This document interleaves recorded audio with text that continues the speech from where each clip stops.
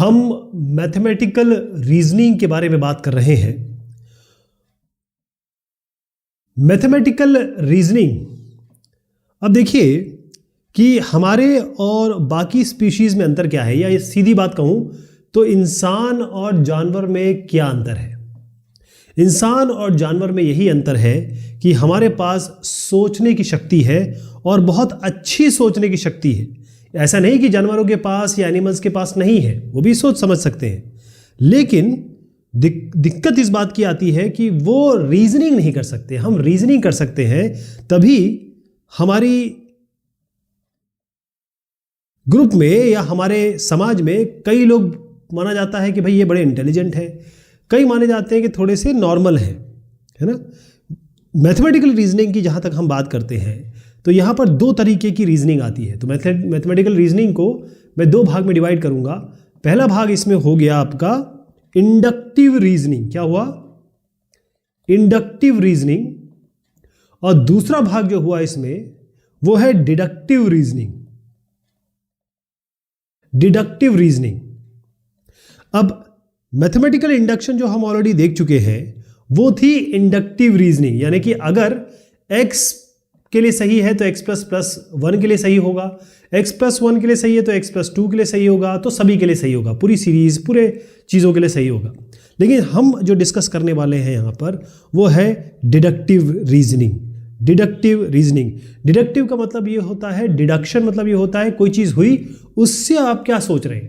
जैसे मान लीजिए बरसात का सीजन है और आज बरसात गिर रही है, आपको क्या करना चाहिए? आपको छतरी लेके जानी चाहिए, क्योंकि आपको लगेगा बरसात का सीजन है तो आपको छतरी लेनी चाहिए।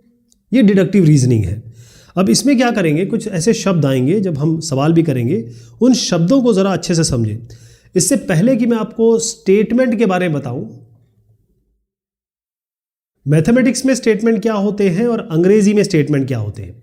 देखिए, सबसे पहली चीज़ ये है कि हम कम्युनिकेट करते हैं, आपस में बात करते हैं, और हम जब आपस में दो लोग बात कर रहे होते हैं या मल्टीपल लोग बात कर रहे होते हैं तो आपस में हम क्या करते हैं, हम अपने कुछ भी सेंटेंसेस फॉर्म करते हैं ताकि हम अपने आइडियाज़ बता सकें, या हमारा कोई भी ध्यान है, कई थॉट्स हैं, हम ये बता सकें, है ना। यही तरीका होता है अंग्रेजी से बोलने का। किसी भी लैंग्वेज में ले लीजिए, मैं अंग्रेजी इंग्लिश की ही बात नहीं करूँगा, किसी भी लैंग्वेज में हम कम्युनिकेशन करते हैं अपनी चीज़ें बताने के लिए, उसकी चीज़ें समझने के लिए।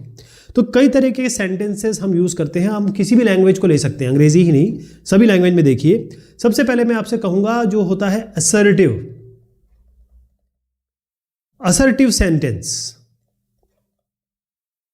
देखिए शब्द इसमें है असर्टिव। असर्टिव मतलब होता है डिक्लेरेटिव। डिक्लेरेटिव का मतलब ये होता है कि आप कोई चीज़ कह रहे हैं, असर्ट कर रहे हैं, बता रहे हैं। या डिक्लेयर मतलब ये होता है कि आपने उस चीज़ को कहा ताकि लोग उसे सुने, आपने डिक्लेयर कर दिया कि मैं आज से राजा हूं। या आप ये कह सकते हैं कि मार्स सपोर्ट लाइफ, यानी मार्स जो प्लैनेट है उसमें जिंदगी है, तो ये आपने असर्ट किया है, ठीक है। दूसरे टाइप का अगर हम सेंटेंस देखें तो वो होता है इंपेरेटिव सेंटेंस। इंपेरेटिव सेंटेंस का मतलब क्या हुआ? इसका मतलब ये होता है कि जहां पर आप किसी से कुछ रिक्वेस्ट कर रहे हैं या किसी को कुछ आज्ञा दे रहे हैं, या तो कुछ किसी से मांग रहे हैं थोड़ा शिथिलता से, इज्जत से, या किसी को कोई निर्देश दे रहे हैं, तो इसको हम कहते हैं इंपेरेटिव सेंटेंस। जैसे आपने कहा, प्लीज़, थोड़ा शॉर्ट में लिखूंगा, टाइम ज़्यादा लग जाएगा इसलिए शॉर्ट में लिख रहा हूँ, प्लीज़ ब्रिंग मी टी, चाय लेके आइए मेरे लिए। तो आपने एक जो कहा है वो है इंपेरेटिव सेंटेंस। Imperative sentence. एक और तरीका का सेंटेंस होता है, उसे हम कहते हैं एक्सक्लामेटरी। एक्सक्लामेटरी बोलते हैं इसको। एक्सक्लामेटरी का मतलब ये होता है कि अगर आप हतप्रभ रह गए, चकित रह गए, आश्चर्य में है, तब यानी कि आप कोई स्ट्रॉन्ग फीलिंग, बहुत स्ट्रॉन्ग फीलिंग अगर आप दर्शाना चाह रहे हैं, तब आप क्या करेंगे, आप ये एक्सक्लामेटरी सेंटेंस यूज करते हैं। जैसे, oh how big is the fish, और आपको पता है आप क्या करते हैं, इसके आगे एक्सक्लामेशन मार्क लगाते हैं। कभी कभी क्या होता है, ऐसे सेंटेंसेस होते हैं जिसमें आप सवाल जवाब करते हैं, कुछ पूछते हैं, उनको हम कहते हैं इंटरोगेटिव। क्या कहते हैं? इंटरोगेटिव। इंटरोगेटिव सेंटेंस का मतलब क्या होता है कि अब आप सवाल पूछ रहे हैं, जैसे what is your age. WhatsApp language में लिख रहा हूं, है ना, केवल समय को बचाने के लिए, भावना को समझिएगा आप। व्हाट इज योर एज, तो आप यहां पर क्वेश्चन मार्क लगाते हैं क्योंकि आप सवाल पूछ रहे हैं, राइट। तो ये जो जितने टाइप के मैंने आपको बताए, असर्टिव हुआ, इंपेरेटिव हुआ, एक्सक्लेमेटरी हुआ या इंटरोगेटिव हुआ, ये सारे के सारे सेंटेंस हैं। लेकिन हम क्या कह रहे हैं, हम डिस्कस करना चाहते हैं ऐसे सेंटेंसेस जो स्टेटमेंट्स हो, जो स्टेटमेंट्स हो। तो फिर स्टेटमेंट्स क्या हुआ? अब ये स्टेटमेंट्स जहां बोलूंगा ना, ये वही बात है जहां पे मैं प्रोपोजिशंस बोलूंगा। ये प्रोपोजिशंस कैसे आएगा, कहां आएगा, हम आगे डिस्कस करेंगे। फिलहाल हम स्टेटमेंट की बात करते हैं। तो स्टेटमेंट और प्रोपोजिशन ऑलमोस्ट बिल्कुल एक जैसे हैं। स्टेटमेंट प्रोपोजिशन जहां बोले आप एक ही बात समझिएगा, ठीक। पहली चीज आपको मैंने क्या बताया था, असर्टिव डिक्लेरेटिव। तो ये किसके साथ रिलेट होगा? पहली चीज तो ये है कि स्टेटमेंट केवल असर्टिव के साथ होगा, ओके, ये असर्टिव के साथ होगा। तो स्टेटमेंट या प्रोपोजिशन एक असर्टिव सेंटेंस होता है। तो इन सारे सेंटेंस में आपको पहले तो इसका ध्यान रखना है कि असर्टिव सेंटेंस होगा। तो स्टेटमेंट या प्रोपोजिशन एक ऐसा असर्टिव स्टेटमेंट है जो या तो सही होगा या तो गलत होगा, लेकिन दोनों नहीं होगा, राइट। फिर से समझिएगा, जो स्टेटमेंट है या जो हम प्रोपोजिशन बोल रहे हैं, ये एक असर्टिव सेंटेंस है या डिक्लेरेटिव सेंटेंस है जो या तो सही होगा यानी कि ट्रू, या फॉल्स होगा, लेकिन दोनों नहीं होगा, दोनों नहीं होगा।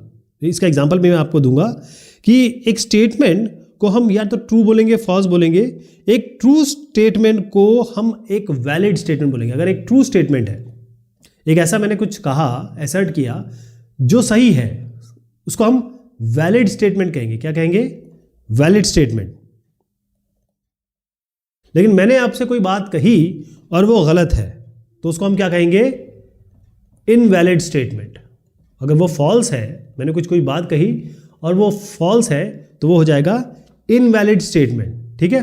तो ध्यान रखिएगा, स्टेटमेंट की सबसे इंपॉर्टेंट चीज ये है कि वो एक साथ can not be both true and false at the same time. एक साथ ट्रू या फॉल्स नहीं हो सकता। स्टेटमेंट या तो ट्रू होगा या फॉल्स होगा, दोनों नहीं हो सकता। यही सबसे बड़ी खासियत है और इसी को हम बोलते हैं लॉ ऑफ एक्सक्लूडेड मिडिल। मतलब कोई बीच का दरमियाना नहीं है, या तो सही होगा या गलत होगा। इसको हम कहते हैं लॉ ऑफ एक्सक्लूडेड मिडिल, ठीक है। लॉ समझ गया? एक ही चीज है, मतलब ट्रू। इसका जब मैं एग्जांपल दूंगा तो आप समझ जाएंगे, ठीक। अगर कोई स्टेटमेंट है जो ट्रू भी है और फॉल्स भी है उसी टाइम, एक ही टाइम पे, तो वो क्या नहीं होगा? स्टेटमेंट तो हो ही नहीं सकता। इसको हम कहते हैं पैराडॉक्स।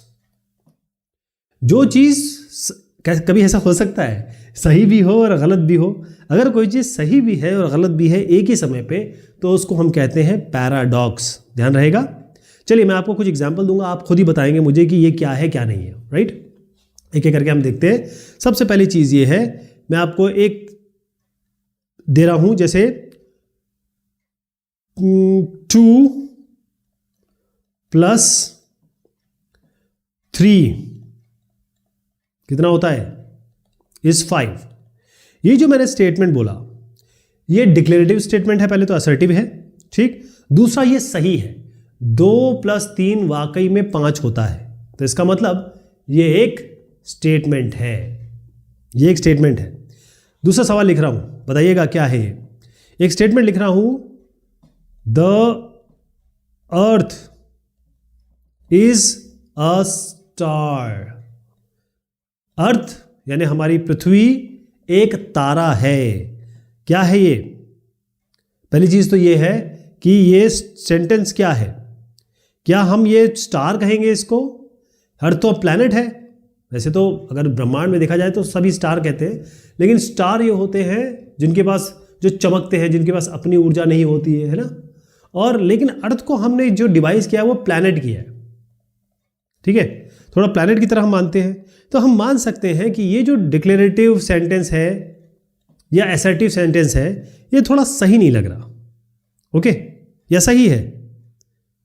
ये स्टेटमेंट तो है क्योंकि ये डिक्लेरेटिव स्टेटमेंट है, बस बात ये है कि ये फॉल्स है। मैं इसका एक एग्जांपल और दूंगा, ये थोड़ा सा कंफ्यूजिंग हो गया, मैं और दूंगा आपको। तो इसका मतलब ये है कि ये स्टेटमेंट है। क्यों? क्योंकि अगर कोई चीज़ है और वो गलत है, आपने कुछ बोला और वो गलत है, तो भी तो स्टेटमेंट है वो। आप कह सकते हैं इनवैलिड स्टेटमेंट है। जैसे एग्जाम्पल देता हूँ थोड़ा इसी की तरह, ये है, यही दे देता हूँ, 3 + 4 = 6। 3 + 4 = 6 होता है क्या? नहीं होता, 7 होता है। लेकिन ये तो असर्टिव सेंटेंस भी है, ये डिक्लेरेटिव सेंटेंस भी है और ये स्टेटमेंट भी है। बस बात ये है कि ये इनवैलिड स्टेटमेंट है, ये आपका वैलिड स्टेटमेंट था। ध्यान रखिएगा, दोनों ही स्टेटमेंट है, दोनों ही प्रोपोजिशन है, एक सही है एक गलत है। चलिए मैं तीसरे टाइप का लिख रहा हूं, मुझे जरा बताइए ये क्या है। तीसरा जो है वो है स्विच ऑन द लाइट। इसका मतलब क्या है? स्विच ऑन द लाइट मतलब आप किसी से कह रहे हैं भाई ऐसा ऐसा करो, लाइट जला दो, ये तो कह रहे हैं। इसका मतलब ये है कि ये आपका पहली चीज तो असर्टिव सेंटेंस नहीं है ना डिक्लेरेटिव सेंटेंस है, ये आपका इंपेरेटिव सेंटेंस है, जैसे मैंने आपको पहले बताया था, राइट।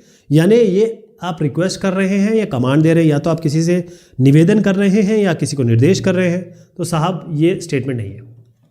ठीक है जी, ये स्टेटमेंट नहीं है। क्लियर? अब चौथे पे आते हैं, जरा इसके बारे में बताइएगा। एक सेंटेंस लिख रहा हूं कि वेयर इज योर पेन, आपका पेन कहां है। क्या यह स्टेटमेंट है? पहली चीज तो आपको देखना है क्या ये असर्टिव है, क्या डिक्लेरेटिव है ये? नहीं, क्योंकि आप इसमें आप जवाब तलबी कर रहे हैं। बेसिकली ये इंटरोगेटिव स्टेटमेंट है, और इंटरोगेटिव सेंटेंस जो होते हैं वो उस श्रेणी में आते ही नहीं है जिसको हम स्टेटमेंट कह सके, तो ये स्टेटमेंट नहीं है। ठीक, चलिए एक और कर लिया जाए, या ये सारे हो गए ना? ओके, थोड़ा सा आगे बढ़ते हैं, थोड़ा आगे की चीज़ मैं आपको बता देता हूँ। तो आपको अब क्लियर हो गया होगा कि स्टेटमेंट क्या होते हैं, वैलिड क्या होता है, इनवैलिड क्या होता है। अब मैं बताना चाह रहा हूँ आपको negation of a statement, negative of a statement. तो हम बात कर रहे हैं negative of a statement. Statement को मैं शॉर्ट में ST लिखूंगा।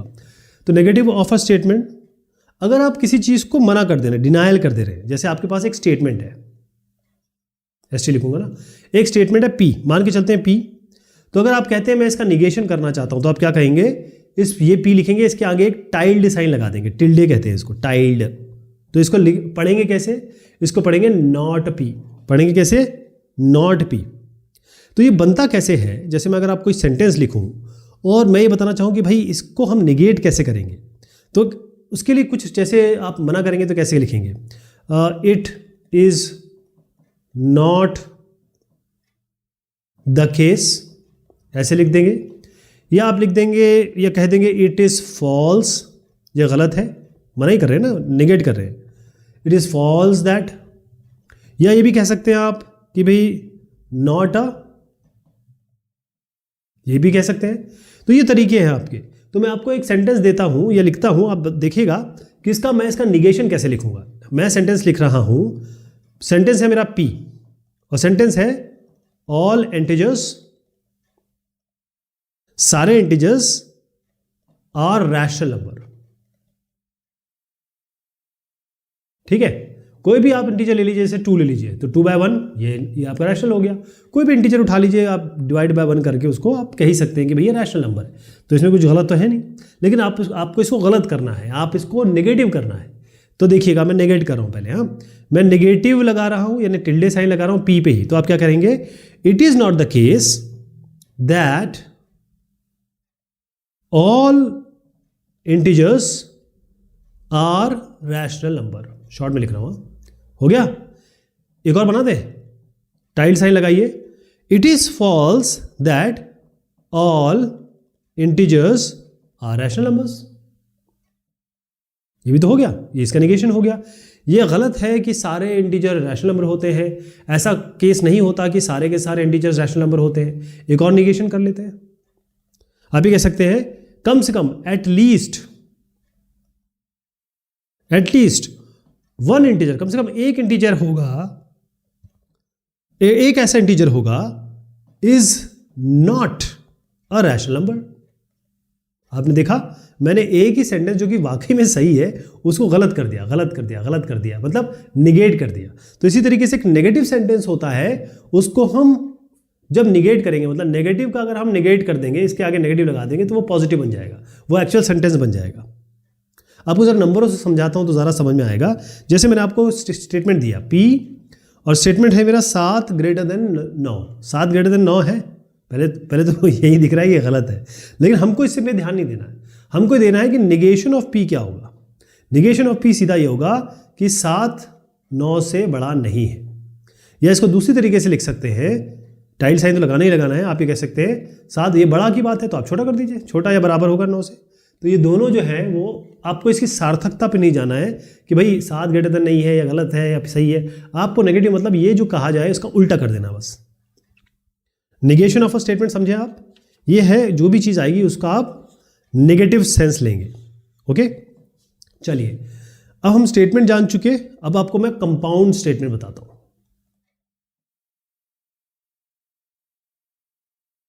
कंपाउंड स्टेटमेंट क्या हुए? कंपाउंड स्टेटमेंट मतलब जैसे अभी तक हमने एक सेंटेंस यूज किया है, one sentence we have used, है ना, एक ही सेंटेंस यूज किया हुआ है। लेकिन ऐसा भी हो सकता है एक ऐसे लाइन हो जिसमें एक से ज़्यादा चीज़ें जुड़ी हुई, मतलब एक से ज़्यादा स्टेटमेंट जुड़े हों। ठीक, तो अगर मैं कहूँ सिंपल स्टेटमेंट, अगर मैं सिंपल स्टेटमेंट कहूँ तो कोई भी ऐसा स्टेटमेंट जिसकी वैल्यू या जिसका सही होना कभी डिपेंड नहीं करता है जो उसके अंदर अलग अलग स्टेटमेंट जुड़े हैं, उसको हम सिंपल स्टेटमेंट कहते हैं। ठीक, इसका मतलब ये है कि ये हम इसको सिंपल तब कह रहे हैं, इसको हम 2 भाग या 3 भाग में नहीं डिवाइड कर सकते, और वो पहली चीज़ तो डिवाइड नहीं कर सकते।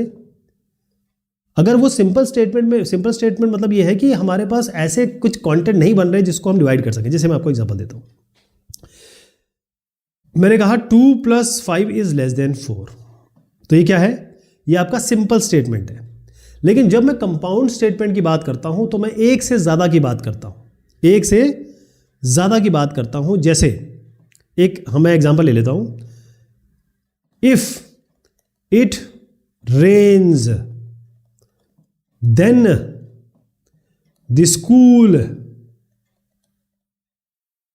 मे बी क्लोज्ड। अब आप देखें यहां पर जो एक सेंटेंस लिखा हुआ है, इसमें पहली चीज तो इसमें इसको हम श्रेणी में डालेंगे कंपाउंड स्टेटमेंट की। उसका क्या कर सकते हैं, क्योंकि इसमें 2 सिंपल स्टेटमेंट है। एक तो ये है कि इफ इट रेन्स, तो आप यहां लिखेंगे इट रेन्स। ये भी एक स्टेटमेंट हुआ कि नहीं हुआ? अपने आप में स्टेटमेंट हो गया, राइट। ये क्योंकि असर्शन है, ये असर्टिव सेंटेंस है या डिक्लेरेटिव स्टेटमेंट, अपने आप में ये हो गया। दूसरा, इसमें इसी में से अगर हम निकालने की कोशिश करें तो क्या आएगा? The school may be closed. ये भी आपका असर्टिव स्टेटमेंट है या डिक्लेरेटिव स्टेटमेंट है? कहने का मतलब ये है कि ये एक स्टेटमेंट से मैंने 2 स्टेटमेंट निकाल लिए, और इनको जो जोड़ा गया है वो इफ और देन से जोड़ा गया है। ये हो गया और ये हो गया। इफ देन से जोड़ा गया है, मतलब जो अंग्रेजी बनाने के लिए इफ देन से जोड़ा गया है, लेकिन ये दोनों अपने आप में स्टेटमेंट है। तो इस तरीके के जो स्टेटमेंट्स होते हैं जो जुड़ के आते हैं, इनको हम कहते हैं, ये तो इसको कहते हैं कंपोनेंट स्टेटमेंट, इसको कंपोनेंट स्टेटमेंट कहेंगे, और इनको जोड़ दिया जाए तो हम कहेंगे कंपाउंड स्टेटमेंट, राइट। तो अब आपने देखा इफ देन है, आप 2 सेंटेंस को एंड से भी जोड़ सकते हैं, 2 सेंटेंसेस को आप और से भी तो जोड़ सकते हैं ना। अब इसी को हम देखने वाले हैं, इसी को हम कहते हैं बेसिक कनेक्टिव्स। क्या कहते हैं? Basic connectives. ठीक है, बेसिक कनेक्टिव का मतलब यह है जैसे और एंड से हम 2 या 2 से ज़्यादा सेंटेंस जोड़ रहे हैं, इसको हम बेसिक कनेक्टिव्स कहते हैं। जैसे मैंने कहा और हो गया या एंड हो गया, इसको हम साथ में सेंटिनल कनेक्टिव्स भी कहते हैं। क्या कहते हैं? सेंटिनियल,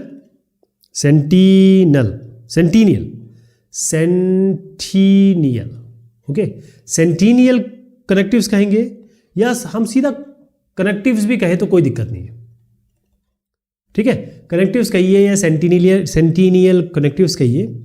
अब यहां पर जब हम आते हैं कंपाउंड स्टेटमेंट पे और जब हम आते हैं बेसिक कनेक्टिव्स पे, तो यहां पर हम सही या गलत का फैसला करते हैं और ये पूरी तरह डिपेंड करेगा जो इसके अंदर कंपोनेंट स्टेटमेंट है, यानी कि अगर एक स्टेटमेंट है उसके अंदर या एक या दो स्टेटमेंट है, वो डिसाइड करेंगे कि चीज़ें गलत है या सही है। ओके, जैसे आप अब देखिए, मैं आपको एक और एग्जांपल देता हूँ। जैसे चलिए अच्छा, एक और चीज़ इसमें है कि वो मैं आगे बताता हूँ ज़रा। अंग्रेज़ी में थोड़ा अलग है और हमारे मैथमेटिक्स में थोड़ा मामला अलग हो जाएगा, राइट। अब आप पहले थोड़ा समझने की कोशिश करिए। जैसे मैंने एक स्टेटमेंट लिखा,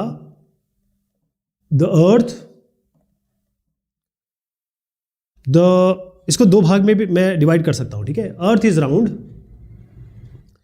and the sun is cold, ठीक है जी। और आप देखिए, द अर्थ इज राउंड तो आपका एक स्टेटमेंट हो गया, एंड सेंटिनियल कनेक्टिव हो गया, और सन इज कोल्ड, ये दो हो गए।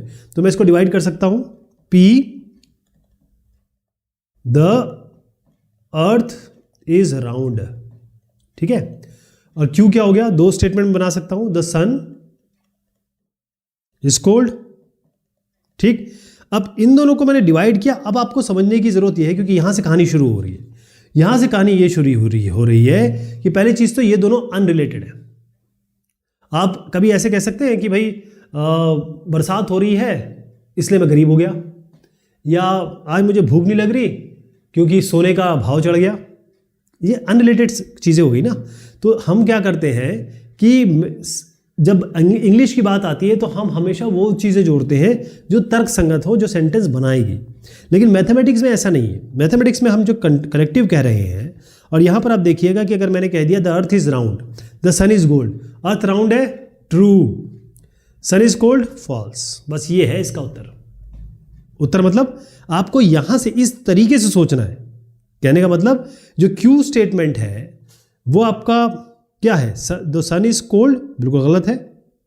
और अगर आप कहते हैं पी, अरे ये तो ट्रू हो गया। तो अब मैं आपको ये बताना जा रहा हूं कि जब हम एंड लगाते हैं तो क्या होता है। एंड लगाते हैं तो क्या होता है, जब हम पहला स्टेटमेंट, मान लीजिए पहला स्टेटमेंट पी है, ये दूसरा स्टेटमेंट क्यू है। अब ये कुछ भी हो सकता है। जैसे अगर मैं आपको एक और एग्जांपल दे देता हूं। जैसे हमने कहा कि भाई, सीधा स्टेटमेंट लिख रहा हूं आपका, 9 is greater than 4 and 2 is less than 7। तो इसको अलग अलग कर लेते हैं। चलो क्यू और आर में कर लेते हैं। क्यू हो गया आपका 9 ग्रेटर देन 4 और आर हो गया आपका 2 लेस देन 7। इसको मैंने यहाँ ले लिया, इसको मैंने यहाँ ले लिया। 9 4 से बड़ा है, ट्रू। 2 7 से छोटा है, 7 2 से बड़ा है, ट्रू। ट्रू ट्रू हो गया, इसमें ट्रू फॉल्स आ गया। एंड में हमेशा जब तक दोनों ट्रू नहीं होंगे तब तक ये पूरा सेंटेंस ट्रू नहीं होगा। अदरवाइज हमेशा ये सेंटेंस फॉल्स रहेगा। यानी दोनों को सही होना होगा तभी काम बनेगा। जब मैंने कहने का मतलब, अगर मैं इसका ट्रूथ टेबल बना दूं, जैसे मैंने कहा ये P है, ये Q है, ये मेरा एक सेंटेंस ये है, दूसरा सेंटेंस ये है। इसको मैं करता हूँ ट्रू ट्रू, फॉल्स फॉल्स, इसको करता हूँ ट्रू फॉल्स, ट्रू फॉल्स। मैंने आपसे क्या कहा, दोनों जब सही होंगे तभी सही होगा। इसका मतलब जब आप दोनों ट्रू होंगे तभी ये ट्रू होगा। एक भी फॉल्स है, इसमें एक फॉल्स है, इन दोनों में एक फॉल्स है, और इन दोनों फॉल्स है, तो हमेशा ये फॉल्स रहेगा। ठीक है जी। और का आप ये एंड का समझ गए। इसी के साथ आता है और। ये बेसिक कनेक्टिव्स एक और बता रहा हूं मैं आपको, वो है और। ये बेसिक कनेक्टिव है। इसमें कहानी क्या चल रही है, बिल्कुल सेम चीज़ है, बस मतलब है तो आपका कंपाउंड स्टेटमेंट होगा, दो इसमें चीज़ें होंगी, दो लाइनें होंगी। जैसे अगर मैं आपसे कहूं कि मेरे पास एक स्टेटमेंट है कि द सन शाइन्स और इट रेन्स। या तो सन मतलब सूरज चमकेगा या पानी गिरेगा। हाँ, अब इसमें देखिएगा, मैं इसको अलग कर रहा हूं। एक पी स्टेटमेंट हो गया हमारा, एक यहां से यहां तक हो गया, द सन शाइन्स। क्यू ले लिया हमने, वो क्या हो गया, इट रेन्स। ठीक है। अब इसको हमने जोड़ा है इस और से। ये दूसरा स्टेटमेंट यहां ले लिया मैंने, इसको और से जोड़ा है। तो ये जो और मैंने आपको बताया, इसकी मेन कहानी ये है कि ये तभी फॉल्स होगा जब दोनों फॉल्स होंगे। Sun shines, true. It rains, it may rain, क्या पता, और इट रेन्स, इट रेन्स, अगर वाकई में बरसात हो रही है तो ट्रू कर दीजिए, नहीं हो रही है तो फॉल्स कर दीजिए।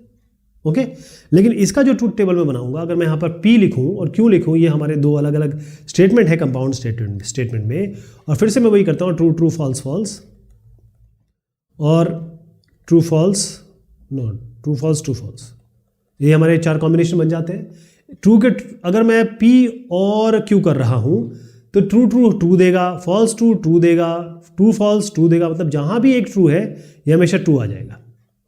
लेकिन दोनों फॉल्स है तभी ये फॉल्स होगा। तो जब दोनों फॉल्स होंगे तो फॉल्स आएगा, और मैंने जो एंड बताया जब दोनों ट्रू होंगे तभी ट्रू होगा, अदरवाइज सब जगह फॉल्स रहेगा। क्लियर हो गया? ये आपका और हो गया। और मैं 2 चीज़ें मैं आपको बता दूं, जब भी हम बात करेंगे हम बात कर रहे हैं इंक्लूसिव और की। ठीक है, इंक्लूसिव और एक्सक्लूसिव और का मतलब ये होता है, इसमें देखिए ये अंग्रेजी की तो बात अलग है, यहां पर P और Q और बोथ,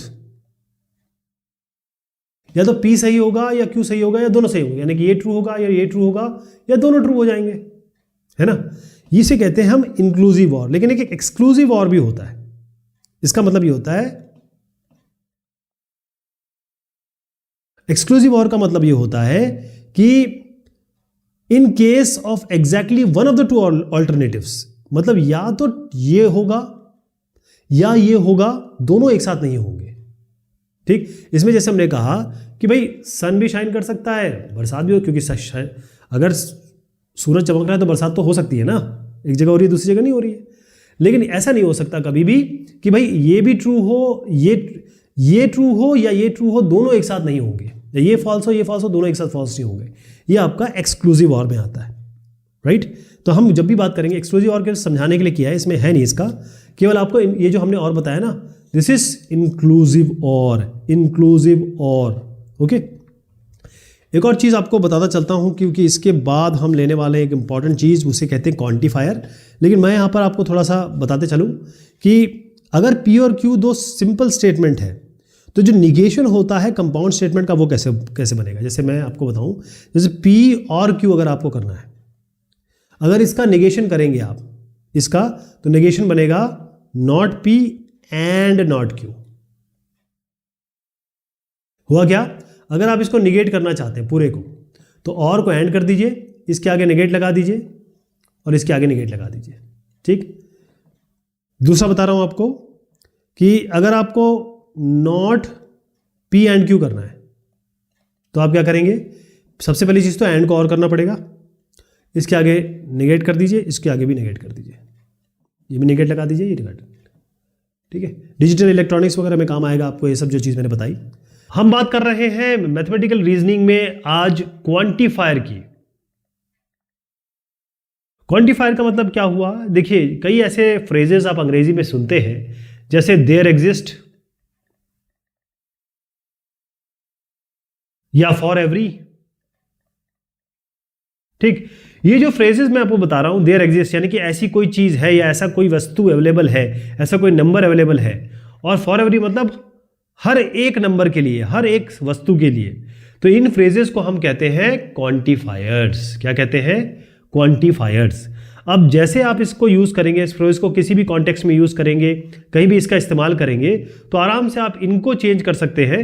जैसे आप कह सकते हैं देयर इज, ऐसा है, देयर इज एटलीस्ट वन, कम से कम एक ऐसा है, या आप ये भी कह सकते हैं कि it is possible to find, मतलब ये संभव है कि हम ऐसा नंबर या ऐसी वस्तु निकाल लें, या सम। तो ये जो देयर एग्जिस्ट और फॉर एवरी है, ये तो क्वांटिफायर्स में आते हैं, लेकिन इसको आप इस सेंटेंसेस में भी चेंज कर सकते हैं। जैसे अगर मैं आपको एक एग्जांपल दूं कि P, मैंने कहा एक स्टेटमेंट है, x + 4 is greater than 3 for all capital N।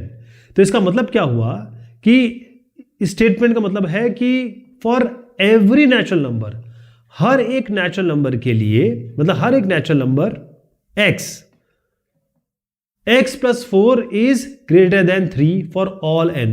तो हर एक natural number x + 4 greater than 3 होगा। करके देख लीजिए आप, कोई भी नंबर डाल लीजिए, नेचुरल नंबर क्या 1 से काउंट करते हैं आप, कोई भी नंबर डाल लीजिए, वन ही डाल के देख लीजिए, 1 + 4 > 3, 5 > 3 होता है। तो ये हमेशा जो हमने कहा कि फॉर एवरी जो मैं जोड़ रहा हूं ना, ये फॉर एवरी, देयर एग्जिस्ट, या it is possible to, there is at least one, some, there is, ये सारी जो चीजें मैं आपको बता रहा हूं ये क्वांटिफायर में आती है। अब इसको लिखने का तरीका देख लीजिए। जो मैंने आपको दो चीज कही कि फॉर एवरी, अब ये तो सभी के बारे में बात कर रहा है, मतलब पूरे विश्व के बारे में बात कर रहा है, या आप ये कह सकते हैं फॉर ऑल, तो इसको हम कहते हैं यूनिवर्सल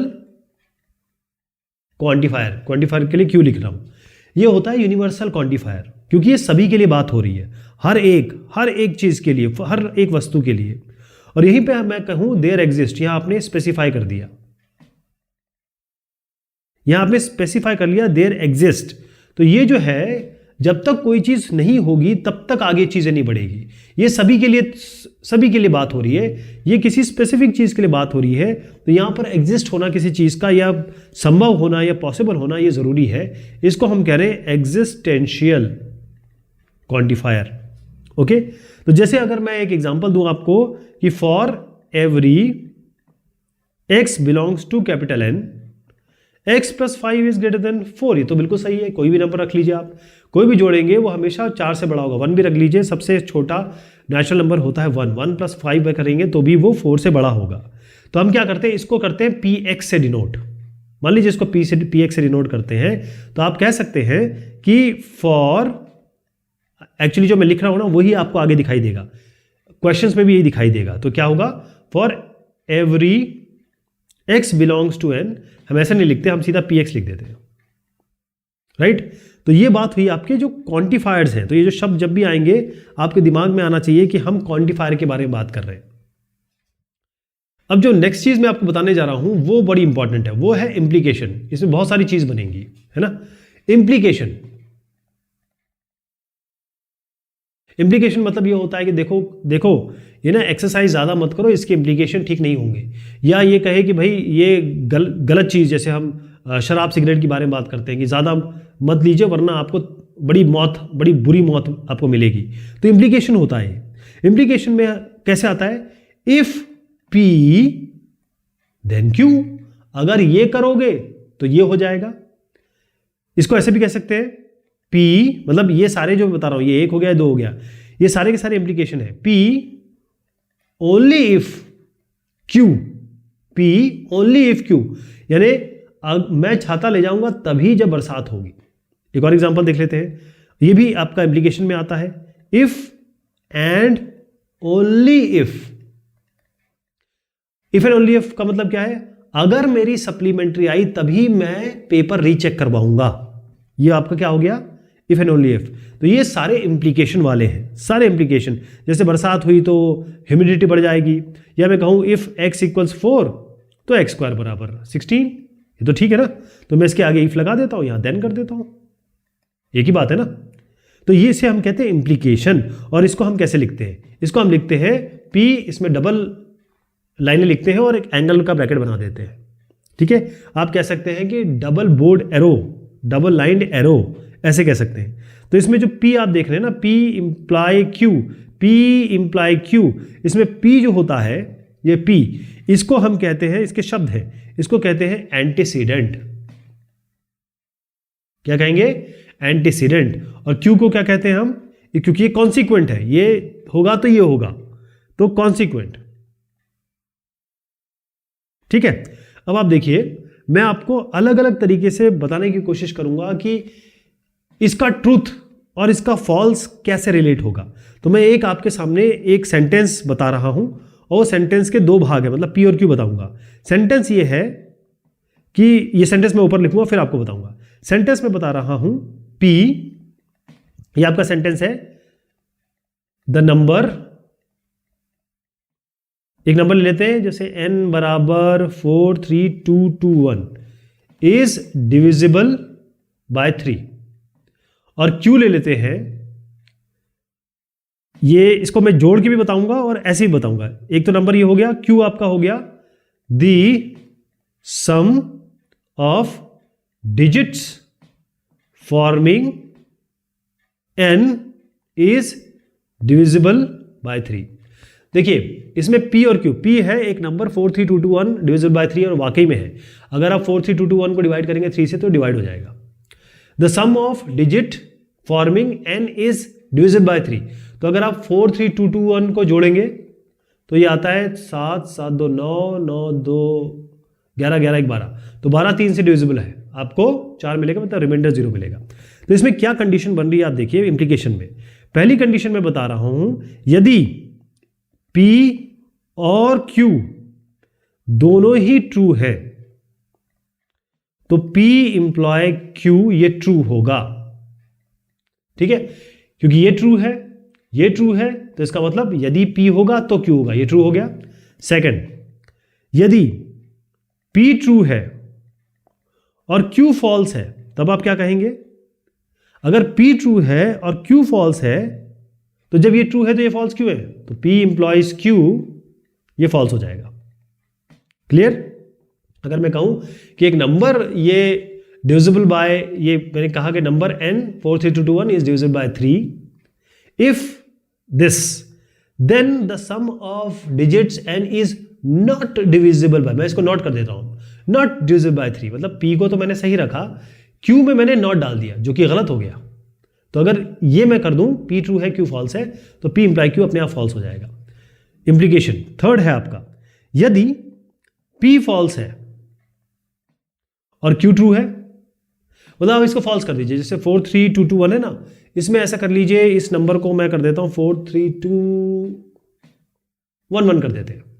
तो जब ये फॉल्स है, जब ये फॉल्स है तो ये सही कैसे हो सकता है?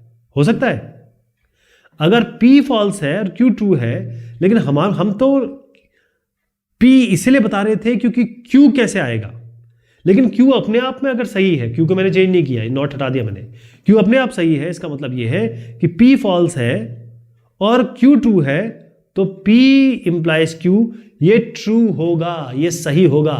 ठीक है, समझ में आया आपको? चौथा देखिए, इसमें और एक और कॉम्प्लिकेशन डालता हूं, P भी फॉल्स है और Q भी फॉल्स है, तो आपके दिमाग में आना चाहिए कि P इंप्लाइज Q भी फॉल्स होगा। इसको मैं कर देता हूं 43221, इसको कर देता हूं नॉट डिविजिबल, तो ये फॉल्स होना चाहिए। ऐसा नहीं है, अगर ये फॉल्स है और Q फॉल्स है, मतलब अगर बरसात नहीं होगी तो मैं छतरी नहीं ले जाऊंगा, तो भाई P, तो बात तो सही है ना, P इंप्लाई Q, तो ये ट्रू होता है। ठीक है जी, ये ट्रू होता है। ओके, ये इंप्लीकेशन के बारे में बात है। इंप्लीकेशन के बारे में एक और बात बताता चलूं आपको कि इंप्लीकेशन में मैं एक ही चीज को 4 शब्दों में कह सकता हूं, 4 लैंग्वेज में कह सकता हूं। कैसे? देखिए, मैं कह रहा हूं P इंप्लाई Q, और फर्स्ट मैं एक यहां पर पहले P लिख देता हूं और Q लिख देता हूं ताकि आपको समझने में आसानी हो। P हम लिख रहे हैं a number is a multiple of 9। Q हम ले रहे हैं a number is a multiple of 3। अब देखिए, अगर हम कहें, पहली चीज बोल रहा हूं मैं, फर्स्ट मैं कह रहा हूं ये जो P इंप्लाई Q हमने सीखा है, वही जो दूसरी लैंग्वेज में बोल रहा हूं वो भी यही बात है। दूसरी लैंग्वेज है P is sufficient, P sufficient condition of Q, मतलब P काफी है Q के लिए, P ही सफिशिएंट है Q के लिए। इसका मतलब यह है, अगर आप पहली चीज देखें कि अगर एक नंबर मल्टीपल है 9 का तो ये तो सफिशिएंट है कि ये Q जो है वो, मतलब जो 3 मल्टीपल बता रहे हैं, तो P इंप्लाई कर रहा है Q को। अगर 9 से कोई का मल्टीपल है तो 9 क्या होता है, अब 9 अपने आप 3 × 3 लिख सकते हैं, तो इसका मतलब सीधी सी बात है ये 3 का भी मल्टीपल है। तो अगर हम इसको कहें या इसको करें एक ही बात है। एक और ऐसी चीज कहता हूं जो आपको बिल्कुल सेम ऐसी लगेगी, वो है P only if Q, P only if Q। तो अगर इन दोनों स्टेटमेंट को देखें कि एक number is a multiple of 9, एक number multiple of 9 only if it is a multiple of 3, तो बिल्कुल सही बात है। 9 का मल्टीपल तभी क्या होगा, 9 तो 3 × 3 होता है, तभी तो मल्टीपल बनेगा। 9 कैसे बना, 3 × 3 से ही तो बना। तो P ओनली इफ Q, ये भी सही हो गया। मतलब इसी को मैंने इस भाषा में कह दिया, इसी को मैंने इस भाषा में कह दिया। एक और देख लीजिए, तीसरा हम कह सकते हैं Q इज नेसेसरी। देखिए सफिशिएंट मतलब ये होता है इतना काफी है, ठीक, और नेसेसरी का मतलब है जरूरी है। Q is necessary condition for Q। अब Q यहां आ गया, P सॉरी, देखिए मैंने उलट दिया, ये P यहां था, Q यहां है, अब मैंने उलट दिया, Q इज, यहां Q आ गया, यहां P आ गया। Q is necessary condition for Q। तो इस स्टेटमेंट में देखिए, अगर मैं ये कहूं कि when a number is multiple of 9 it is necessary a multiple of 3, ये तो सही कह दिया। अगर आप कह रहे हैं जब एक नंबर 9 का मल्टीपल होता है तो ये नेसेसरी है, it is necessary is a multiple of 3, क्योंकि 9 है तो मल्टीपल 3 हो गई होगा। तो मैंने यही जो बात कही थी आपसे वही इस शब्द में कह दिया। अब इसी को मैं सेम शब्द में कहूंगा, थोड़ा उलट के मैं ये कहता हूं negation of Q is equal to negation of P।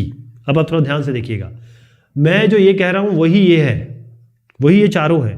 तो आप देखिए कि if a number is not a multiple of 3, अब मैं Q पे आ गया तो पहले इसको करेंगे। If a number is not a multiple of 3, अगर एक नंबर मल्टीपल ऑफ 3 नहीं है then it is not a multiple of 9, बिल्कुल सही बात है। अगर 3 का मल्टीपल नहीं है तो 9 का कैसे हो सकता है? इसका मतलब अगर ये मैंने कहा एक नंबर जो 3 का मल्टीपल नहीं है वो 9 का मल्टीपल कैसे हो सकता है? तो मेरा कहने का तात्पर्य यही था कि ये जो लाइन कही है P इम्प्लीकेशन Q, वो 1 2 3 4 एक ही चीज कह रहे हैं। ये हो गया। अब मैं आपको 3 चीजें बताने वाला हूं, कॉन्ट्रापॉजिटिव, कॉन्वर्स, इनवर्स। क्या बताऊंगा? कॉन्ट्रापॉजिटिव, कॉन्वर्स और इनवर्स। तो इसमें आप पहले सेंटेंस लिख देते हैं ताकि आपको एग्जांपल से समझ में आता रहे। P हम लिख रहे हैं अ नंबर डिविजिबल बाय 9, और यहां लिख रहे हैं अ नंबर डिविजिबल बाय 3, ठीक है। तो मैं इसका लिखूंगा कॉन्ट्रापॉजिटिव। ये P इंप्लाई Q तो आप खैर सीख ही चुके हैं अभी तक है। अब मैं लिख रहा हूं कॉन्ट्रापॉजिटिव। पहला कॉन्ट्रापॉजिटिव का मतलब ये होता है यदि P और Q दो स्टेटमेंट है तो इसका कॉन्ट्रापॉजिटिव क्या होगा, इंप्लीकेशन क्या होगा? जैसे आपने कहा इफ, ये तो था इफ P देन Q, ये तो था, तो इसका कॉन्ट्रापॉजिटिव होगा if not Q then not P। इसका मतलब क्या हुआ? If a number is not divisible by 3, एक नंबर यदि डिविजिबल बाय 3 नहीं है then it is not divisible by 9। ठीक, कॉन्ट्रापॉजिटिव समझ गया आप। दूसरा मैं आपको बता रहा हूं कॉन्वर्स, सब इसी का चल रहा है। तो कॉन्वर्स क्या होगा? इसका कॉन्वर्स ये होता है इफ P देन Q, ये तो हम सीख चुके हैं। इसका कॉन्ट्रा, इस चीज का इसका कॉन्वर्स क्या होगा? If Q then P। If P then Q का कॉन्वर्स होता है इफ Q देन P। तो इससे समझिए इसका कॉन्वर्स क्या होगा? इफ अ नंबर, Q पे आ जाइए, if a number is not divisible by 3, एक नंबर 3 से डिविजिबल नहीं है तो then it is divisible by 9। एक नंबर अगर डिविजिबल बाय 3 है, नहीं, इफ Q, मैंने नेगेटिव कहीं नहीं लगाया, तो हमने कहा if a number is divisible by 3 then it is divisible by 9।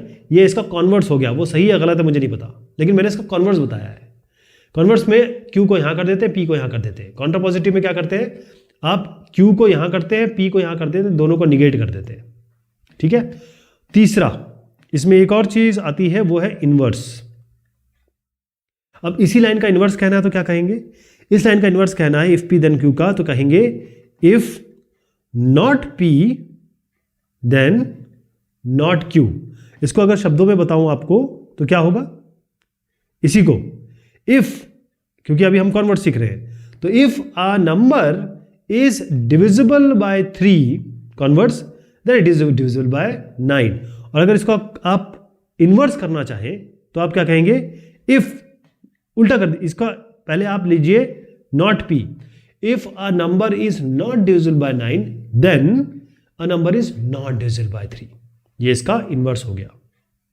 एक इंपॉर्टेंट बात समझ में आती है यहां से, वो है आपका, वो इंपॉर्टेंट है थोड़ा सा, तो अलग कलर में ले लेता हूं। वो है इफ एंड ओनली इफ, ये इंप्लीकेशन है। कैसे होता है इंप्लीकेशन?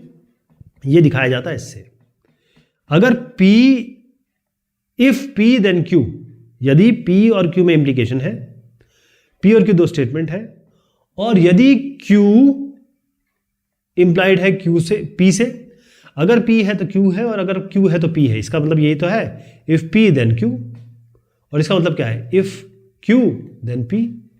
तो यदि P है तो Q है और अगर Q है तो P है। अगर ये दोनों हैं तो आप कहेंगे कि ये if and only if implication है। इसको डिनोट करेंगे आप, दोनों जगह एरो लगा देंगे। इसका एग्जांपल भी दे देता हूं। एक स्टेटमेंट अगर है, a triangle is equilateral if and only if it is equiangular. अगर एक ट्राइंगल इक्विलैटरल है, ठीक है, आप कह रहे हैं इक्विलैटरल है, ये तभी होगा if and only if it is equiangular. अगर तीनों एंगल सेम हैं तभी ये आपका ट्राइंगल इक्विलैटरल होगा। तो इसका मतलब कंपोनेंट क्या बन गया इसके, अ ट्राइंगल इज, इसके अगर ट्राइंगल मतलब P और Q बनाना चाहूं तो क्या बनेंगे, P बनेगा अ ट्राइंगल इज इक्विलैटरल, Q बनेगा अ ट्राइंगल इज इक्विएंगुलर। तो ये दोनों, अगर एक ट्राइंगल इक्विएंगुलर है तो ट्राइंगल इक्विलैटरल होगा, एक इक्विलैटरल ट्राइंगल है तो वो इक्विएंगुलर होगा। यानी इफ P देन Q, और यहां पर हो गया इफ Q देन P, ये दोनों ही हो गए तो ये P इंप्लाइज Q। तो ये जो लाइन मैंने लिखी है ये आपकी if and only if implication है। ठीक, इसमें अब बात करेंगे हम वैलिडिटी। वैलिडिटी क्या होती है? जब भी हम किसी स्टेटमेंट की बात करते हैं तो वैलिडिटी ऑफ स्टेटमेंट देखेंगे। तो वैलिडिटी का मतलब यह होता है कि क्या कोई चीज, कोई स्टेटमेंट ट्रू है या वो नॉट ट्रू है। आप इसको फॉल्स भी कह सकते हैं, ओके। लेकिन ये पूरी तरह डिपेंड करता है कि आप क्या यूज कर रहे हैं। कहने का मतलब, क्या आप और यूज कर रहे हैं दो स्टेटमेंट के बीच में, क्या आप एंड यूज कर रहे हैं दो स्टेटमेंट के बीच में, या फिर आपको इंप्लीकेशन यूज कर रहे हैं। इंप्लीकेशन मैंने आपको बताया था, जैसे इफ देन यूज कर रहे हैं तब क्या होगा, अगर आप इफ एंड ओनली इफ ये यूज कर रहे हैं तब क्या होगा, या इसके अलावा अगर आप क्वांटिफायर यूज कर रहे हैं, जैसे क्वांटिफायर में मैंने आपको बताया था फॉर एवरी, तब क्या होगा, या देयर एग्जिस्ट। तो चाहे आप ये ले, चाहे ये ले, चाहे ये ले, ट्रू और फॉल्स कैसे करते हैं, इसके लिए हमारे पास स्कीम है। तो स्कीम किस तरीके से एक एक करके देखते हैं। सबसे पहले आपको मैं बताना चाहूंगा वैलिडिटी ऑफ स्टेटमेंट, VOS लिख रहा हूं इसको, जब हमारे पास एंड होता है, दो स्टेटमेंट के बीच में एंड होता है। तो इसमें क्या करेंगे कि इसका जो स्टेप 1 होगा वो होगा कि हम स्टेटमेंट P को ट्रू कहें, शो स्टेटमेंट, ST लिख रहा हूं स्टेटमेंट के लिए, P इज ट्रू, और फिर स्टेप 2 क्या होगा, show statement Q is true. ठीक, अभी तक समझ में नहीं आया ना? चलिए मैं एक एग्जांपल लेता हूं, अभी आपको समझ में आएगा। जैसे एक स्टेटमेंट हमने ले लिया P, एक स्टेटमेंट ले लिया Q। कंपाउंड स्टेटमेंट की बात चल रही है, P और Q हम देख रहे हैं। कंपाउंड में हम एंड से जोड़ेंगे इसको, ठीक है जी, एंड से जोड़ेंगे। पहले मैं P Q लिख देता हूं, फिर एंड से जोड़ के बताता हूं क्या हुआ। 25 इज अ मल्टीपल ऑफ 5। अच्छा, ये एग्जांपल जो मैं ले रहा हूं, आप ये RD शर्मा किताब के हैं, तो फिर आप वहां से भी रिलेट कर सकते हैं। मैं क्यों ले रहा हूं 25 इज अ मल्टीपल ऑफ 8। तो अगर इसमें आपको ये सवाल पूछा जाए कि भाई ये दोनों स्टेटमेंट लीजिए, इसको एंड से कंबाइन करिए और फिर इसकी वैलिडिटी चेक करिए, ये सही है या गलत है। तो इन दोनों को कंबाइन करके तो आप आराम से लिख सकते हैं, मैं समझ सकता हूं कि 25 is a multiple of 5 and 8, या 25 is a multiple of 5 and 25 is a multiple of 8, ऐसे करके आप जोड़ सकते हैं। तो वो समस्या हमारी नहीं है। समस्या ये है कि हमको इसकी वैलिडिटी बताना है। तो 25 इज अ मल्टीपल ऑफ 5, ये सही है कि गलत है? ये 25 मल्टीपल ऑफ 5, 5 से 25 होता है, 5 इंटू 5 इज 25, तो ये ट्रू हो गया। ठीक, अब 25 इज अ मल्टीपल ऑफ 8, नहीं 8 के टेबल में तो नहीं आता, ये फॉल्स हो गया। अब पी और क्यू को कंबाइन करिए, पी और क्यू ये हो गए, इसको एंड से कंबाइन करना है। पी क्या है? ट्रू, और ये क्या है? फॉल्स। मैंने आपको बताया था एंड में अगर एक भी फॉल्स दिख जाए तो आप सीधा इसको फॉल्स कर दीजिए, क्योंकि एंड का जो टेबल होता है वो ऐसा होता है, true true false false, true false true false. End में जब तक दोनों ट्रू है तभी ट्रू होगा, अदरवाइज सब में फॉल्स आएगा। इसका अगर एंड करें, अगर मान लीजिए हम इनका एंड कर रहे हैं, इन सब का, इनका इनका इनका इनका, तो ये आएगा। ठीक, तो ये तरीका होता है इसका करने का। अब अगर आप वैलिडिटी ऑफ स्टेटमेंट चेक करना चाहते हैं, अब हम थोड़ा अलग ले रहे हैं। क्या करेंगे हम? और से देखते हैं। ठीक है, हम क्या करेंगे? वैलिडिटी ऑफ स्टेटमेंट अब हम यूज करेंगे और। तो क्या करें हम? ये जो स्टेटमेंट हमने लिया था इसी को ले लें। मतलब जो स्टेटमेंट हमने अभी लिया था, मैं फिर से बता देता हूं। पी हमने लिया था, मैं डायरेक्ट लिख देता हूं इसको, 25 मल्टीपल, शॉर्ट में लिख रहा हूं, मल्टीपल ऑफ 5, और क्यू 25 मल्टीपल ऑफ 8। तो इन दोनों को पहले तो आपको और से कंबाइन करना है और फिर देखना है और की वैलिडिटी क्या है। तो इसको और से तो कंबाइन कर लेंगे। आप कह सकते हैं 25 इज अ मल्टीपल ऑफ 5 और 25 इज अ मल्टीपल ऑफ 8, या आप इसको कंबाइन में भी लिख सकते हैं 25 इज अ मल्टीपल ऑफ 5 और 8। वैलिडिटी चेक करें इसकी। चलिए, 25 मल्टीपल ऑफ 5 है, बिल्कुल भी सही है, ट्रू कर दीजिए इसको। 25 इज अ मल्टीपल ऑफ 8 बिल्कुल गलत है, फॉल्स कर दीजिए इसको। अब आइए आप पी और क्यू पे, और यहां पर लगाइए और। पी जो है आपका ट्रू है, क्यू है आपका फॉल्स।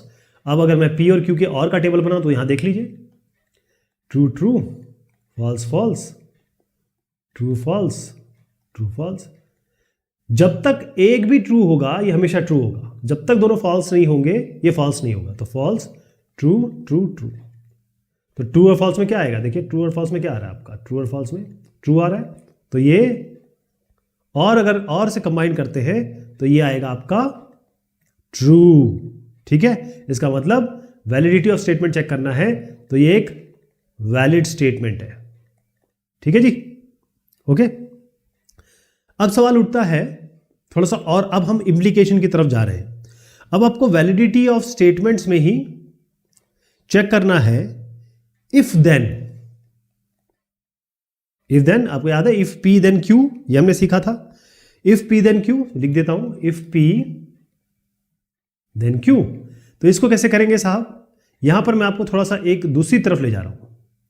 यहां पर हम क्या करेंगे कि हमारे पास अलग अलग मेथड है इसमें। ठीक, अलग अलग मेथड क्या है? मैं पहले एग्जाम्पल लेके चलता हूं ताकि आपको यहां समझा भी सकूं। एग्जाम्पल हमारा है यहां पर, पहले आपको बताना है कि ये स्टेटमेंट ट्रू है कि फॉल्स है। तो मैं स्टेटमेंट लिख रहा हूं, बहुत ध्यान से देखिएगा। If x and y are odd integers then, इसलिए ऐसे लिख रहा हूं क्योंकि आपको समझ जाए कि ये इफ देन वाला है। अलग अलग भी आप बना सकते हैं इसको। Then x into y is an odd integer.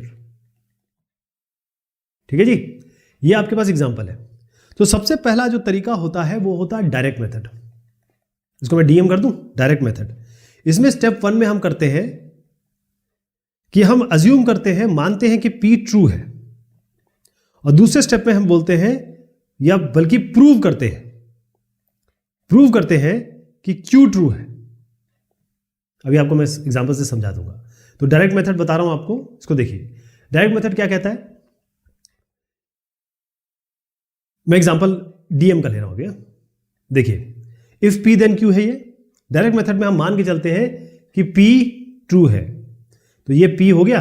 P क्या हुआ? x and y are odd integers. If नहीं लगता स्टेटमेंट में, ये नहीं लगेगा। ठीक है, यहां से यहां तक ये केवल। और Q क्या स्टेटमेंट हो गया? x y is an odd integer, यहां से यहां तक। तो P और Q स्टेटमेंट बना दीजिए। इफ और देन को हटा के आप P और Q बना देंगे। हम मान लेते हैं कि P ट्रू है। इसका मतलब ये है कि एक्स एंड वाई, पहले आप एग्जाम्पल के तौर पे समझ लीजिए, 3 और 5 आपका क्या है, दोनों ही ऑड है, 3 5 15, चलिए प्रूव हो गया।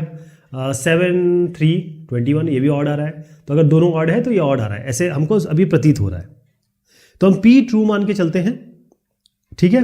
अब क्योंकि एक्स और वाई दोनों आपके ऑड है, दोनों ऑड है, तो एक्स को ले लीजिए कोई 2m+1, क्यों करते हैं, m पहले नंबर लिया, 2 से मल्टीप्लाई किया, इसको इवन बना दिया, फिर +1 करके इसको ऑड बना दिया। ऐसी y भी ले लीजिए कोई 2n+1, ठीक, x इंटू वाई करके देखिए क्या आता है, इन दोनों को मल्टीप्लाई करिए, 2m+1 इंटू 2n+1, इसको मल्टीप्लाई कर लेते हैं, ये आएगा आपका 2 to 4mn, ये आपका 4mn आ गया, और यहाँ से +2m + 2n+1 ये आ गया। इसको आप कैसे लिख सकते हैं, ज़रा 2 बाहर ले लेता हूँ, mn 2mn आ जाएगा यहाँ पे, प्लस m + n+1, ठीक है। अब आप देखिए, इसको आप कोई k मान लीजिए, कोई कॉन्स्टेंट ही तो है ये, तो 2k + 1 आ गया, तो आपको दिख रहा है ये ऑड है, ऐसे ही तो हमने ऑड बनाया था इसको, तो ये x इंटू वाई आपका ऑड आ गया, ये आपका डायरेक्ट मेथड हो गया। ओके, क्लियर है। अब मैं आपको जो अगला बता रहा हूं वो आप देखिएगा, यही चीज चल रही है अभी, ठीक है, वैलिडिटी ऑफ इफ देन ही चल रहा है। जो आपको सेकंड बता रहा हूं वो है कॉन्ट्रा पॉजिटिव मेथड, उसको कहेंगे कॉन्ट्रा पॉजिटिव मेथड। इसमें क्या करते हैं, स्टेप पहला हमारा होगा, फर्स्ट स्टेप हम लेंगे वो होगा, हम अज्यूम करके चलते हैं Q फॉल्स है, मान के चलते हैं, और दूसरा स्टेप इसमें जो होगा वो होगा हम प्रूव करेंगे कि P फॉल्स है। अब दोनों स्टेटमेंट तो आपके पास थे, तो डायरेक्ट कर रहा हूं, ठीक है, वही इसी एग्जांपल को ले रहे हैं, जो ये एग्जांपल है ना साहब, इसी एग्जांपल को ले रहे हैं। ओके, आइए अब मैं आपको कॉन्ट्रा पॉजिटिव से करके दिखा रहा हूं। हम मान के चलते हैं लेट Q नॉट ट्रू यानी फॉल्स, ये मान के चलें Q फॉल्स है, इसका मतलब है Q अगर ट्रू नहीं है तो x इंटू वाई आपका क्या होना चाहिए, इवन इंटीजर होना चाहिए, क्योंकि x इंटू वाई तो ऑड है, ये इसमें Q सेंटेंस हमारा ये था। इसका मतलब ये है कि या तो x इवन होगा या y इवन होगा, या x और y दोनों इवन होंगे, करके देख लीजिए आप। 3 इंटू 4 मल्टीप्लाई करिए, इवन है ऑड है, क्या आता है, 3 4 12, तो अगर 4 और 3 ले लें तो भी 12 आएगा, और अगर 4 इंटू 4 ले लें या 3 इंटू 3 ले लें, 3 3 9, ये तो ऑड दे रहा है, ये तो हमारा पहली वाली चीज हो गई। 4 4 16, तो अगर एक इवन एक ऑड यानी x इवन है या y इवन है, ठीक, दोनों में से एक इवन होना चाहिए या दोनों ही इवन है, 4 4 16, ठीक है।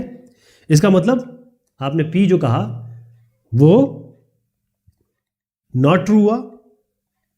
अब आपका सवाल उठता है P नॉट ट्रू क्यों है, क्योंकि P तो आपने कहा था x and y are both odd integers, आपने P में ही तो कहा था x और y दोनों ऑड है। फिर से ले जा रहा हूं आपको, इसमें क्या कहा था आपने P में, x and y are both odd integers, लेकिन अगर ये हमारा इवन आ रहा है, जो हमने अगर नॉट ट्रू माना, तो या तो x इवन यानी कि x इंटू वाई में ये इवन होगा या ये ऑड होगा, x इंटू वाई में ये ऑड होगा या ये इवन होगा, या x इंटू वाई में दोनों इवन होंगे, तभी आपका एक इवन आ सकता है। इसका मतलब ये है कि अगर आपने ये लिया तो P जो है वो नॉट ट्रू हो गया। इसका मतलब आपने Q फॉल्स माना, ये मान के चले थे, इसका मतलब हो गया कि P फॉल्स है, Q फॉल्स माना तो P फॉल्स हो गया। इसका मतलब इफ P देन Q, ये स्टेटमेंट है, कौन सा, ट्रू स्टेटमेंट है। If P then Q false मतलब not Q implies not P false है, ये मैंने आपको समझाया था, ये एक ही बात है अगर आप कह रहे हैं if P then Q। Clear, okay. अब आते हैं हम तीसरे इस पे। अब जो तीसरा बता रहा हूं ये सेम एग्जांपल चल रहा है, एग्जांपल मैंने चेंज नहीं किया है, राइट, एग्जांपल मैंने चेंज नहीं किया। अब मैं आपको जो तीसरा मेथड बता रहा हूं वो तीसरा मेथड है, उसको कहते हैं कॉन्ट्रडिक्शन मेथड। कॉन्ट्रडिक्शन मेथड क्या कहता है, इसमें स्टेप देखिएगा। सबसे पहले जो स्टेप 1 होगा उसमें हम कहेंगे, हम अज्यूम करेंगे, अज्यूम क्या करेंगे, P ट्रू है और Q फॉल्स है, क्योंकि कॉन्ट्रडिक्शन है ये। और उसके बाद हम स्टेप 2 में क्या करेंगे, इसमें हम जो इसका कॉन्ट्रडिक्शन निकाल के लाएंगे, ऑब्टेन कॉन्ट्रडिक्शन ऑफ स्टेप 1। ठीक है, इसको देखिए कैसे करेंगे। अब आपको पी और क्यू याद है, क्या क्या था पी और क्यू। अब इसमें देखिए कि काउंटर पॉजिटिव तो खैर हमने देख लिया। अब मान के चलिए कि P ट्रू है और Q फॉल्स है, राइट, और इससे हमको कॉन्ट्रडिक्ट करना है, तो P ट्रू मान के चलते हैं। P ट्रू क्या हुआ, देखिए P क्या था, X and Y are odd integers. तो ये हम ऑलरेडी, मैं यहां करके दिखा देता हूं आपको। देखिए X and Y are odd integers, इसका मतलब X को आप ले सकते हैं 2n+1, Y को ले सकते हैं 2n+1, राइट। तो हम P को ट्रू मानते हैं, ये P ट्रू है, ठीक, और हम मानते हैं Q फॉल्स है। P को हम ट्रू मान रहे हैं, ट्रू, और Q को हम फॉल्स मान रहे हैं। अब P को ट्रू माना, X और Y बहुत ऑड इंटीजर्स होते हैं, ये 2m+1 है, 2n+1 है, लेकिन इसको फॉल्स माना हमने। मल्टीप्लाई करके देख लीजिए, ये क्या आ रहा है, ये इवन ही तो आ रहा है, ये मल्टीप्लाई करके हम, ये ऑड आ रहा है, सॉरी ये ऑड आ रहा है। जब ये ऑड है, ये ऑड है, आपने इसको तो ट्रू माना था, इसका मतलब अगर ये आपने ट्रू माना और इसको फॉल्स माना, मतलब x y is an even integer आना चाहिए। लेकिन जब एक्स और वाई को मल्टीप्लाई करते हैं यहाँ पर 2m+1 और 2n+1 को मल्टीप्लाई करते हैं, तो आता क्या है 2k+1, जो कि ऑड है, और आपने तो क्यू को फॉल्स मान रखा था, ठीक है, x y is an even integer मान रखा था, लेकिन तो गलत हो गया क्योंकि अल्टीमेटली ये ऑड आया है। तो ये तरीका होता है आपका कॉन्ट्रडिक्शन मेथड। आपको समझ में आया मैंने क्या कहा? देखिए हमने क्या कहा कि हमने P को ट्रू माना, यानी 2n+1 और 2m+1 ये हमारे दो इंटीजर हमने मान लिए, और Q को हमने फॉल्स मान रखा है। लेकिन जब इसको हमने मल्टीप्लाई किया, हमने देखा 2k+1 टाइप कुछ आया, इसका मतलब ये ऑड आया, और हमने इसको फॉल्स मान रखा था, Q को फॉल्स माना, इसका मतलब ये है कि x y is an even integer, ये मान रखा था, x इंटू वाई इवन होगा, लेकिन ये तो ऑड आ रहा है। तो हमने इसका कॉन्ट्रडिक्शन ले आए, जो हमने कहा था उसको गलत साबित कर दिया, तो इसे कॉन्ट्रडिक्शन मेथड कहते हैं। अब हम वैलिडिटी ऑफ स्टेटमेंट चेक कर रहे हैं, किसकी, इफ एंड ओनली इफ की। ये कैसे चेक होगा? तो इसके लिए जो आपका स्टेप 1 होता है, पहला स्टेप जो होगा, उसमें क्या करेंगे, हम प्रूव करेंगे इफ P, हम मान के चलेंगे इफ P इज ट्रू, अगर P ट्रू है देन Q इज ट्रू, पहला ये करेंगे। और अगर हम ये कर ले सेकंड में, if Q is true then P is true, यानी इफ P देन Q, और इफ Q देन P, तभी तो ये P डबल इंप्लाइज Q होता है, इसका मतलब इफ एंड ओनली इफ, तभी तो कर पाएंगे, ठीक। तो इसका एग्जांपल लेके देखते हैं। एग्जाम्पल जो सेंटेंस में ले रहा हूं वो कुछ इस तरीके से, वो एग्जाम्पल सेंटेंस है, the integer n is odd if and only if n² is odd. मैं यहां लिख रहा हूं इसको, और अलग अलग करके लिख रहा हूं, मैंने आपको सेंटेंस सुना दिया, मैं अलग अलग करके लिख देता हूं इसको।